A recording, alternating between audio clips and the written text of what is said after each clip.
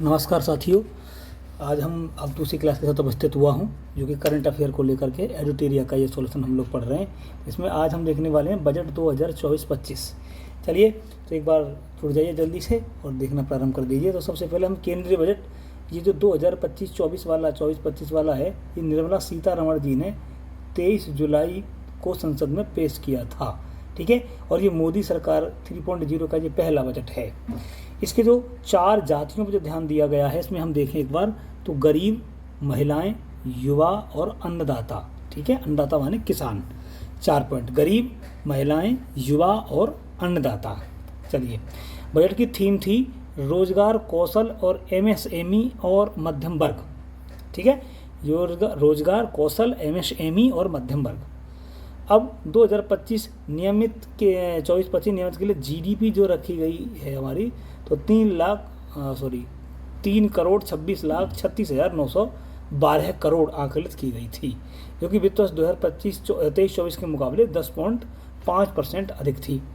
तो कुल मिलाकर 48,21,000 करोड़ का बजट प्रस्तुत किया गया है टोटल। ठीक है, 48,21,000 करोड़ का बजट प्रस्तुत किया गया। कुल जो प्राप्तियां हैं, कुल प्राप्तियों की बात करते हैं तो 48,20,512 करोड़, जिसमें राजस्व से प्राप्ति हुई है 31,29,200 करोड़, और पूंजीगत प्राप्ति हुई हैं 16,91,312 करोड़। खर्च होने का अनुमान सबसे पहले पूंजीगत याद रखना है 1,1,1,1,1,1,1, यानी 11,11,000 और 111 करोड़, और जो राजस्व खर्चा होगा हमारा 37,09,401 करोड़। तो कुल मिलाकर ये आंकड़े थोड़ा सा ध्यान रखिएगा। अब आगे चलते हैं। जो इस बार का जो राजकोषीय घाटा, ये प्रश्न पूछा जाने की संभावना रहती है। तो राजकोषीय घाटा 23-24 में कितना था? जीडीपी का 5.6%, यानी कि 16,53,670 करोड़, जबकि 2024-25 में ये घाटा 4.9%, यानी कुल 16,13,312 करोड़ रहने का अनुमान है राजस्व कोषीय घाटा। अब आता है राजस्व घाटा कितना पड़ेगा? तो जीडीपी का 2.6%, यानी कि 7,65,624 करोड़, जबकि इस बार जो पड़ने वाला है संभवतः अनुमान है कि ये जो है जीडीपी का 1.8 करोड़, यानी 5,80,201 करोड़। प्राथमिक घाटा रहेगा 2%, और जीडीपी का जो वर्तमान रहेगा 1.4% रहने की उम्मीद है। अब आगे चलते हैं, कुछ आंकड़े और देखते हैं।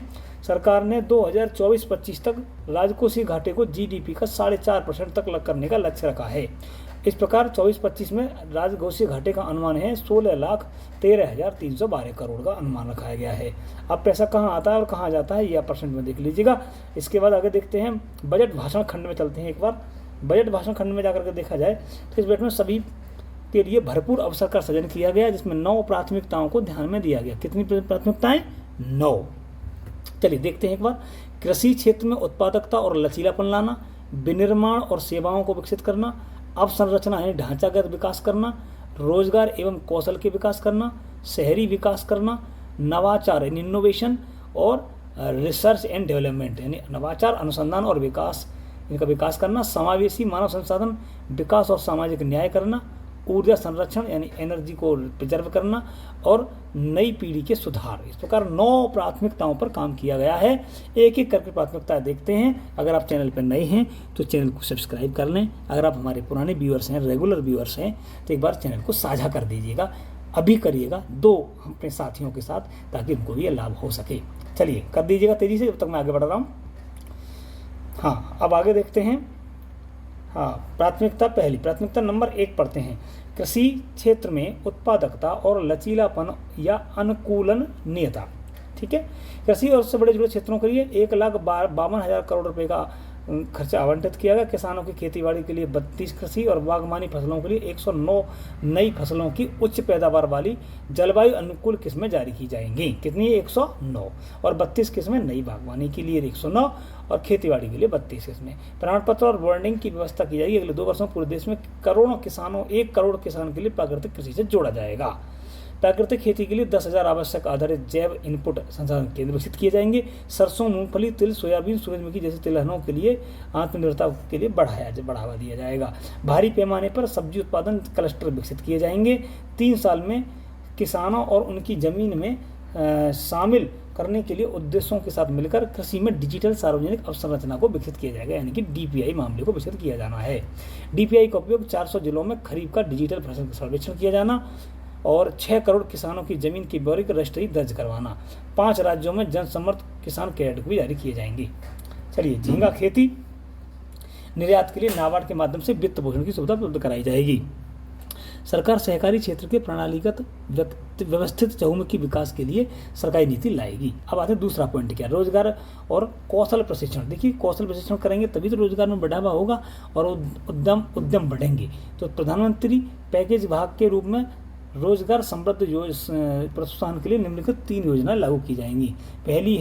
पहली बार रोजगार पाने वाले, यानी पहली बार रोजगार पाने वालों के लिए अलग योजना है। यानी ईपीएफ में पंजीकृत पहली बार रोजगार पाने वाले कर्मचारियों के लिए 15,000 रुपये तक के 1 महीने का वेतन 3 किस्तों में दिया जाएगा, जबकि प्रतिमाह जिनके वेतन 1 लाख रुपये से कम है और प्रतिवर्ष 1 करोड़ लाभान्वित किए जाएंगे। योजना की अवधि 2 साल होगी। अब आता है विनिर्माण के क्षेत्र में सृजन क्या करना है। कर्मचारी और नियोक्ता दोनों के लिए विनिर्दिष्ट स्केल पर नौकरी के पहले 4 साल में दोनों के ईपीएफओ में उनके अंशदान के संबंध में प्रोत्साहन दिया जाएगा और नियोक्ता को 50 व 20 रन का 25% जो भी कम हो नियुक्त किया जाएगा। तीसरी योजना होगी नियोक्ताओं की मदद की जानी है, जिसमें 3,000 रुपये प्रत्येक महीना भुगतान किया जाएगा। कर्मचारी पहली बार ईपीएफओ में शामिल हुए हैं उनका जिनका वेतन 1 लाख से कम हो, यह लाभ उनको मिल पाएगा। कार्यबल में महिलाओं की भागीदारी को बढ़ाने के लिए औद्योगिक सहयोग से महिला छात्रावास और शिशु गृहों की स्थापना की जानी है।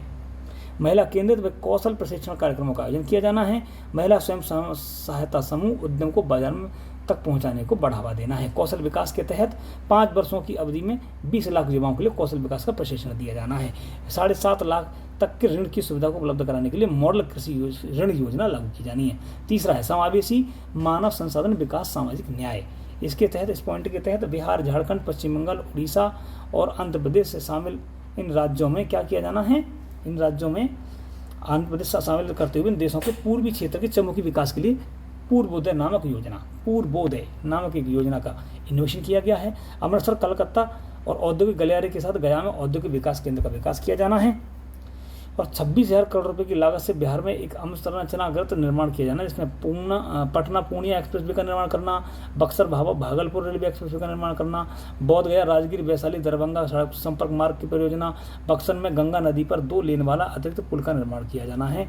ये सब नई योजनाएं लागू की गई हैं। 21,400 करोड़ रुपये की लागत से विद्युत परियोजना भी प्रारंभ की जानी है और जिसमें पिपरेती 2400 मेगावाट का नया विद्युत संयंत्र पिपरेती आपको याद रखना है, ये लागू किया जाना है। आंध्र प्रदेश के पुनर्गठन अधिनियम राज्य की राजधानी की आवश्यकता को देखते हुए बहुपक्षीय विकास एजेंसियों के माध्यम से मौजूदा वित्त के लिए 15,000 करोड़ रुपए की वित्तीय सहायता उपलब्ध कराई जाएगी। अब आगे चलते हैं, हम देखते हैं विशाखापट्टनम, चेन्नई गलियारे में कोपार्थी क्षेत्र और हैदराबाद बेंगलुरु औद्योगिक गलियारे में ओरवाकल क्षेत्र में पानी, बिजली, रेलवे, सड़कों जैसी अब आवश्यक अवसंरचनाओं के लिए निधियां उपलब्ध कराई जानी हैं। ठीक है, आपको ये याद रखना है।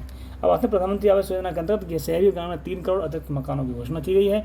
3 करोड़ रुपए का आवंटन, इसमें 3 लाख करोड़ रुपए का आवंटन इसमें किया गया है। जनजातीय विकासों को लिए आकांक्षी जिलों में जनजातीय परिवारों का सामाजिक आर्थिक विकास के लिए प्रधानमंत्री जनजातीय उन्नत ग्राम अभियान की शुरुआत की है, जिसमें 63,000 गाँवों के लिए 5 करोड़ जनजाति इसमें लाभान्वित की जानी है। पूर्वोत्तर में इंडिया पोस्ट पेमेंट की 100 शाखाएं खोली जानी हैं। याद रखिएगा, कितनी शाखाएं खोली जानी है? 100 शाखाएं। ग्रामीण अवसंरचना के तहत ग्रामीण विकास के लिए 2.66 लाख करोड़ रुपए का प्रावधान किया गया है। चौथा हमारा जो इनोवेशन होगा विनिर्माण एवं सेवाएं, इसमें भी हम ये काम करेंगे। तो विनिर्माण एवं एमएसएमई के लिए ऋण गारंटी योजना की शुरुआत की गई है। गिरवी व तृतीय पक्ष गारंटी के बिना मशीनरी और उपकरण की खरीद के लिए एमएसएमई की सर्वाधिक ऋण की सुविधा देने के लिए ऋण गारंटी योजना प्रारंभ की जाएगी, जो प्रत्येक आवेदक पर 100 करोड़ रुपए की गारंटी देती है। ठीक है, अब आते हैं एमएसएमई के उनके संकट अवधि के दौरान बैंक ऋण रखने की सुविधा के लिए नई योजना की घोषणा की गई है, नई व्यवस्था की। मुद्रा लोन भी शुरू किया गया है। इसके अंदर मुद्रा ऋणों की सीमा के लिए उद्यमियों के लिए 10 लाख रुपए से बढ़ाकर 20 लाख रुपए कर दिया है। जिन्हें तरुण श्रेणी के अंतर्गत ऋण लिया हो, पहले के ऋण को सफलतापूर्वक चुका दिया है, वो तरुण श्रेणी में रखे जाएंगे। खरीदारी ट्रेड प्लेटफॉर्म पर अनिवार्य रूप से शामिल करने के लिए कारोबार की सीमा को 500 करोड़ से घटाकर 250 करोड़ कर दिया है। ठीक है, अब आइए एमएसएमई क्षेत्र में मल्टी यानी कि ये 50 प्रोडक्ट फूड एसोसिएशन द्वारा ये ये आपका ये वाला पॉइंट देखिएगा। इकाइयाँ स्थापित करने के लिए वित्तीय सहायता दी जाएगी। NABL मान्यता वाली 100 उद्यम गुणवत्ता की शुरुआत की जाएगी, है ना। अब आगे चलते हैं। PPP मॉडल पर ई-कॉमर्स निर्यात केंद्र स्थापित किए जाएंगे। PPP मॉडल आप जानते होंगे, यानी कि पब्लिक प्राइवेट और पार्टनरशिप, यानी कि सार्वजनिक निजी भागीदारी। महत्वपूर्ण खनिज मिशन, घरेलू उत्पादन और महत्वपूर्ण खनिजों की रिसाइकलिंग और विदेशों में उसकी महत्वपूर्ण खनिज संपदा का अधिग्रहण करने के लिए महत्वपूर्ण खनिज मिशन की स्थापना की जाएगी। 530 कंपनियों में 5 वर्षों में 1 करोड़ युवाओं के लिए इंटर्नशिप का अवसर दिया जाना है, जिन्हें 5,000 रुपये प्रति माह का भत्ता भी दिया जाएगा। एक मुश्त 6,000 रुपये की सहायता भी दी जाएगी। अब आता है 5वां पॉइंट, हम देखते हैं 5वां पॉइंट, शहरी विकास। 30 लाख से अधिक जनसंख्या वाले 14 बड़े शहरों के लिए क्रियान्वयन और वित्तपोषण रणनीति के साथ आवागमन उन्मुखी विकास योजना तैयार की जाएंगी। प्रधानमंत्री आवास शहरी योजना के 2.0 के अंतर्गत 2,20,000 लाख करोड़ रुपए की केंद्रीय सहायता के सहित 10 लाख करोड़ रुपए के निवेश से अगले 5 वर्षों में 1 करोड़ शहरी व गरीब और मध्यम वर्ग के परिवारों के लिए आवास की जरूरतों के लिए समाधान किया जाएगा। अगले 5 वर्षों में प्रत्येक वर्ष चुनिंदा शहरों में 100 साप्ताहिक हाट या स्ट्रीट फूड हब के विकास में सहायता की जाएगी। 100 बड़े शहरों के लिए जल आपूर्ति, सीवेज उपचार की व्यवस्था की जाएगी। अब आते हैं 6वां पॉइंट, ऊर्जा संरक्षण में देखते हैं ये क्या कह रहे हैं कि अंतरिम बजट में कई घोषणा के अनुरूप 1 करोड़ घरों के लिए प्रति माह 300 यूनिट मुफ्त बिजली प्राप्त करने में सक्षम बनाने हेतु रूफटॉप सोलर प्लांट लगाने के लिए PM सूर्य घर मुफ्त बिजली योजना का शुभारंभ किया गया। विद्युत भंडारण के लिए पंप स्टोरेज योजना को बढ़ावा देने की एक नीति, भारतीय स्मॉल रिएक्टर की स्थापना और भारत में स्मॉल मॉड्यूलर रिएक्टर और अनुसंधान विकास के लिए परमाणु ऊर्जा के तहत नई प्रौद्योगिकी का अनुसंधान एवं विकास के लिए निजी क्षेत्र के लिए भागीदारी करेगी। उन्नत अल्ट्रा सुपर क्रिटिकल प्रौद्योगिकी का 800 मेगावाट का विकास स्थापित करने के लिए NTPC और BHEL के साथ संयुक्त उद्यम प्रस्तावित है। हार्ड टू एवर्ट ऊर्जा के लिए ऊर्जा दक्षता के लक्ष्य के लिए उत्सर्जन ऊर्जा की ओर लाने के लिए एक रोड मैप तैयार किया जाएगा। आगे करते हैं अवसंरचना। तो ये तो हो गया हमारा ये अवसंरचना। हम देखते हैं कि 7वीं हमारी जो पॉइंट है अवसंरचना का है 7वां अवसंरचना। देखते हैं केंद्र सरकार द्वारा अवसंरचना में निवेश के लिए पूंजीगत के लिए 1 लाख करोड़ रुपए, है ना, 11,11,111 करोड़ रुपए, GDP का 3.4% प्रावधान किया गया है। इसके तहत आवंटन सहायता के लिए 1.5 लाख करोड़ ब्याज रहित दीर्घ अवधि ऋण का प्रावधान है। 25,000 ग्रामीण बसावटों के लिए 12 मासी सड़क संपर्क उपलब्ध कराने के लिए प्रधानमंत्री ग्राम सड़क योजना का चरण 4 प्रारंभ किया जाएगा। बिहार में कोसी मेची, चबा डालो खा डालो इसे, तो बिहार में कोसी मेची अंतर्राष्ट्रीय लिंक और योजनाओं जैसी परियोजनाओं के लिए 11,500 करोड़ रुपए की वित्तीय सहायता दी जानी है। मेची कोसी परियोजनाएं सरकार बाढ़ और भूस्खलन और अन्य संबंधी परियोजनाओं से के लिए असम, हिमाचल प्रदेश और उत्तराखंड जैसी सहायता प्रदान करेगा। पर्यटन के लिए विष्णुपद मंदिर गलियारा, महाबोधि मंदिर गलियारा का व्यापक विकास किया जाना है। 20 तीर्थंकर अनुसूचित इनका प्राचीन मंदिर, 7 गर्म जल धाराएं और नालंदा विश्वविद्यालय पुनरुत्थान के अलावा नालंदा को एक पर्यटक केंद्र के रूप में विकसित किया जाएगा। उड़ीसा के मंदिरों और स्मारकों और शिल्प और अन्य वन्य जीव, प्राकृतिक भूदृश्य और प्राचीन समुद्री तट के विकास हेतु सहायता की जाएगी। 8वां पॉइंट है नवाचार, अनुसंधान, इनोवेशन, रिसर्च एंड डेवलपमेंट। ठीक है, मूलभूत अनुसंधान प्रोटोटाइप विकास के लिए अनुसंधान नेशनल रिसर्च फंड की व्यवस्था की जाएगी और निजी क्षेत्र द्वारा संचालित अनुसंधान समाचार को बढ़ावा देने के लिए 1 लाख करोड़ रुपए की वित्तीय पूल व्यवस्था स्थापित की जाएगी। अगले 10 वर्षों में अंतरिक्ष अर्थव्यवस्था को 5 गुना बढ़ाने के लिए निरंतर जोर दिया जाएगा। 1,000 करोड़ का उद्यम पूंजी निजी निधि की व्यवस्था की जाएगी। नमा है अगली पीढ़ी में सुधार, ये अंतिम इसका जो प्राथमिकता थी, नई व अगली पीढ़ी में सुधार के लिए सुधार। ग्रामीण भूमि संबंधी कार्यों में निम्नलिखित बिंदु सम्मिलित होंगे। इसमें क्या, सभी भूखंडों के लिए विशिष्ट भूखंड पहचान संख्या यानी ULPIN भू सुधार निर्धारित किया जाएगा और संवर्गीय मानचित्रों का डिजिटलीकरण किया जाएगा। भू रजिस्ट्री की स्थापना की जाएगी। कृषक रजिस्ट्री से जोड़ा जाएगा। शहरी भूमि संबंधी कुछ विकास, जैसे शहरी भूमियों में अभिलेखों के लिए GIS मैपिंग की जाएगी, है ना, और श्रमिकों के वन स्टॉप समाधान के लिए E-पोर्टल पर पोर्टलों को जोड़ा जाएगा। आगे चलते हैं। इस प्रकार ये पूरा हमारा बजट खंड था। भाषण खंड में अप्रत्यक्ष कर की कुछ घोषणा की गई। औषधियाँ आप इसमें देख सकते हैं। बजट खंड जो 5वां था, इसमें कुछ घोषणा की गई, जैसे औषधियाँ, चिकित्सा उपकरण, मोबाइल फोन, कलपुर्जे, सीमेंट पुर्जे, महत्वपूर्ण खनिज, कीमती धातुएं व अन्य धातुएं, इन सभी को अप्रत्यक्ष कर की श्रेणी में डाला गया। इनके टैक्सों के बारे में देख लीजिएगा आप। इसमें 6% किया गया है, ठीक है, कीमती धातुओं पर। अन्य धातुओं पर देख सकते हैं लोहा, निकल, ग्लिस्टर, तांबे पर मूलभूत सीमा शुल्क घटाया गया है ना। अब आगे देखते हैं, तांबा पर 2.5% रियायती मूलभूत सीमा शुल्क लगेगा। इलेक्ट्रॉनिक्स, रसायन, केमिकल्स, प्लास्टिक, दूरसंचार सुविधा, व्यापार सुविधा, सौर ऊर्जा और समुद्री उत्पाद, इन सभी पर टैक्सों के बारे में कुछ प्रवर्तन किया गया, आप एक बार देख लीजिएगा।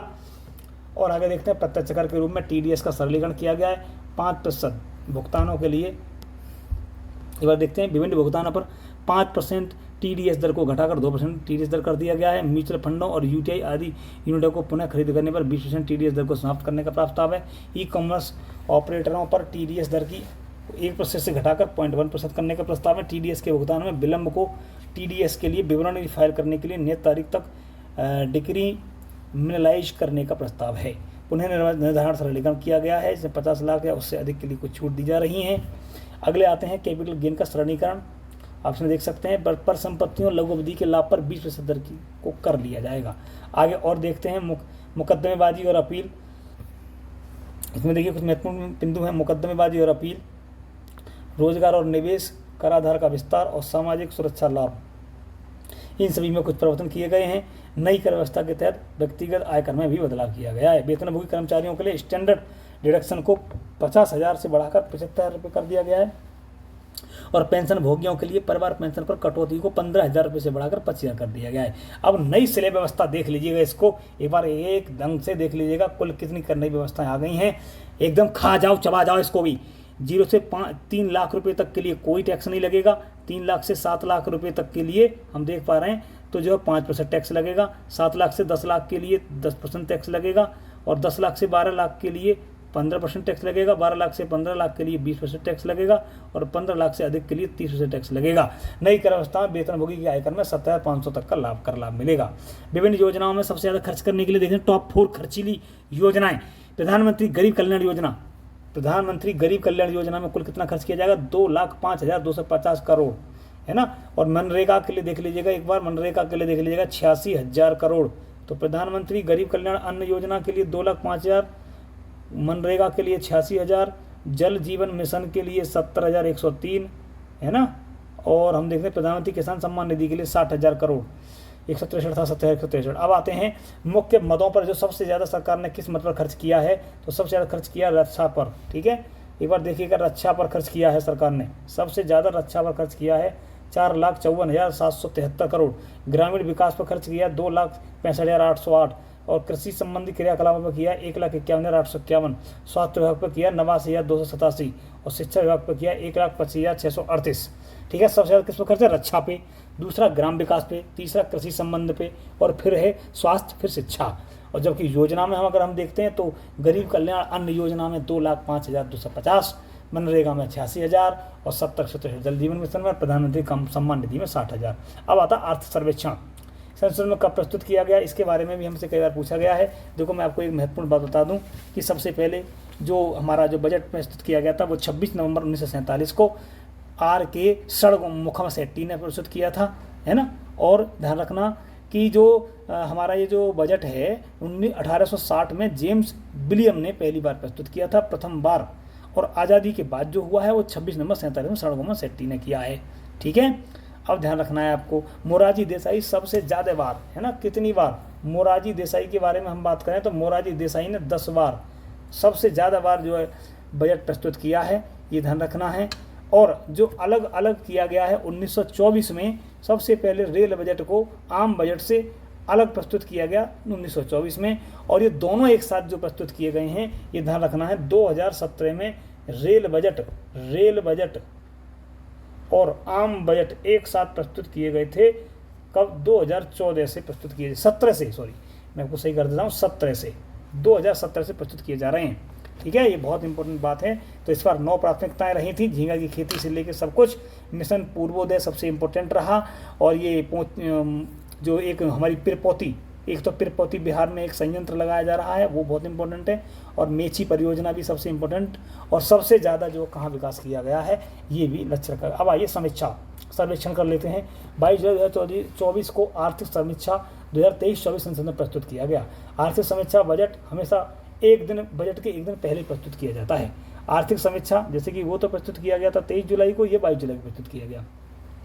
वित्त मंत्रालय के मुख्य आर्थिक सलाहकार बी अनंत नागेश्वरन के मार्गदर्शन में ये प्रस्तुत किया गया है ना। अनंत नागेश्वरन के मुख्य सलाहकार हैं हमारे, अनंत नागेश्वरन के ये वाले हैं, दिख रहे होंगे आपको, अनंत नागेश्वरन के निर्देशन में ये प्रस्तुत किया गया है। और ये निर्मला सीतारमण जी हैं, ये दोनों को आप देख लीजिए गौर से। भारत का पहला आर्थिक समीक्षा को पेश किया गया था 1950-51 में। 1964 तक आर्थिक समीक्षा का आम बजट के साथ प्रस्तुत होता रहा और 64 के बाद इसे एक दिन पूर्व से प्रस्तुत किया जाता रहा है। आर्थिक समीक्षा को एक बार नजर डालिए। जीडीपी की दरों के बारे में देख लीजिए। 21-22 में 9.7 थी, 22-23 में 7.0 थी, 23-24 में 8.2 थी और 6.5 से 7.24-25 में रहने का अनुमान है। ठीक है, और इस बार सबसे कम रही थी, आप देखिएगा 2020-21 में -5.8। कोरोना का काल के दौरान की बात कर रहे हैं। मूलभूत कीमतों पर सकल वृद्धि के मामले में ये सभी चार्ट दिए हैं, आप एक बार देख लीजिएगा। आर्थिक समीक्षा 2023-24 को 13 अध्यायों में बांटकर देखा गया। तो अध्याय आप देख रहे हैं, अध्याय 1 है अर्थव्यवस्था की स्थिति निरंतर आगे बढ़ते हुए, इसमें पूरा डाटा दे रखा है। अध्याय 2 में चर्चा करेंगे, पहले एक देख लीजिएगा, जीडीपी में वृद्धि और ये सब घाटे दे रखे हैं, राजकोषीय घाटा, वित्तीय विदेशी मुद्रा का, आप एक बार स्क्रीनशॉट ले लीजिएगा इसको। आगे देखते हैं पूंजीगत व्यय और विदेशी व्यापार। दूसरा नंबर था मौद्रिक प्रबंधन और वित्तीय मध्यस्थता यानी स्थिरता ही मूल मंत्र, ये दूसरा हमारा अध्याय था इसका। कुल मिलाकर 13 अध्याय हैं, आप एक बार देख लीजिए। तीसरा अध्याय कीमतों में मुद्रास्फीति नियंत्रण में बाह्य क्षेत्र समृद्धि के बीच स्थिरता यानी खुदरा मुद्रास्फीति को 5.4% रहना, ये 2024 में इसका रिकॉर्ड आर्थिक सर्वेक्षण पाया गया। बाह्य क्षेत्र और समृद्धि के बीच स्थिरता, ये चौथा पॉइंट है हमारा। वैश्विक एफडीआई 2023 में 1.3 ट्रिलियन अमेरिकी डॉलर हो गई थी। भारत का कुल निर्यात 776 बिलियन यूएस डॉलर को पार कर गया। ये सब सर्वेक्षण में बताया गया है। 25 हथियार निर्यातक देशों में सूची में स्थान पाया, शीर्ष टॉप में रहा भारत। सबसे ज्यादा रक्षा पर 1,08,684 करोड़ रुपए 23 में खर्च की 2023 में। भारत चीन के बाद फुटवियर का दूसरा सबसे बड़ा वैश्विक उत्पादक है। भारत 9वां सबसे बड़ा वैश्विक फुटवियर निर्यातक भी है 2022 में दुनिया का छठा सबसे बड़ा स्मार्टफोन निर्यातक बन गया भारत। तेलंगाना भारत के फार्मा उत्पादन में 30% से अधिक का योगदान देता है। कर्नाटक डिजिटल इकोनॉमी मिशन का लक्ष्य 2026 तक भारत को डिजिटल अर्थव्यवस्था में 300 बिलियन यूएस डॉलर योगदान देना है। भारत सरकार का लक्ष्य 2030 तक 23 जलमार्गों को चालू करना है। तो ये सब एक बात देख लीजिएगा, दूरसंचार कंप्यूटर पर काम करना है और सब। मध्यमी अवधि परिदृश्य नए भारत के लिए विकसित दृष्टि, तो अमृतकाल में विकसित, ये सब चीज़ें हम देख रहे हैं। अमृतकाल में विकसित है ना, मध्यम के लिए अमृतकाल में विकसित रणनीति 6 प्रमुख क्षेत्रों पर आधारित थी। क्या है ये, वैसे बजट भी कहें तो अमृतकाल का बजट चल रहा है, आपको पता ही है। निजी निवेश को बढ़ावा देना और एमएसएमई का विस्तार करना और विकास इंजन के रूप में कृषि, ये चीज़ें आप देखिएगा। 6 पॉइंट बहुत इंपॉर्टेंट हैं, ये वाले है ना, 6 पॉइंट है। संयुक्त राष्ट्र का जनसंख्या अनुमान के अनुसार भारत की कामकाजी आयु आबादी 15 से 29 वर्ष के 2044 तक बढ़ती रहेगी और तेजी से बढ़ती आबादी का 65% हिस्सा 35 वर्ष से कम आयु का है। और कई लोगों के पास आधुनिक अर्थव्यवस्था के लिए आवश्यक कौशल नहीं होते, लेकिन हमारे पास 51.25 युवा रोजगार माने जाते हैं, यानी 2 में से 1 भी आसानी से रोजगार योग्य नहीं है। चलिए आप देखते हैं एक बार, जलवायु परिवर्तन संबंध में ऊंचे संक्रमण समझौता हुआ है, इसके मामले में 6ठा पॉइंट आ गया और 7वां पॉइंट आप देख लीजिएगा। तो ये सब हमने आज देखा और आपको बहुत अच्छा लगा होगा। आपको अगला सेशन कैसा लग रहा है अगली वीडियो में हम लोग जाकर देख रखें, और अगली वीडियो में इससे आगे का हिस्सा हम लोग देख पाएंगे कि कैसे कैसे क्या होना है ना, और किन किन स्थितियों में हमें काम करना है। बाकी बड़ी हाइड्रोजन दरों और इत्यादि के मामले हमने पढ़ लिया है। अभी हम आगे की अभी और देखते हैं, 1 मिनट आप चलिए। तो अब आगे देखते हैं हम, प्रत्येक गांव और कस्बे में चयनित सेवाओं को प्राप्त करने के लिए किसानों को सरकार की प्रमुख योजनाओं के विषय में सूचित करने के लिए सितंबर 2023 में आयुष्मान भव योजना, ठीक है ना, आयुष्मान भव योजना की शुरुआत की गई है।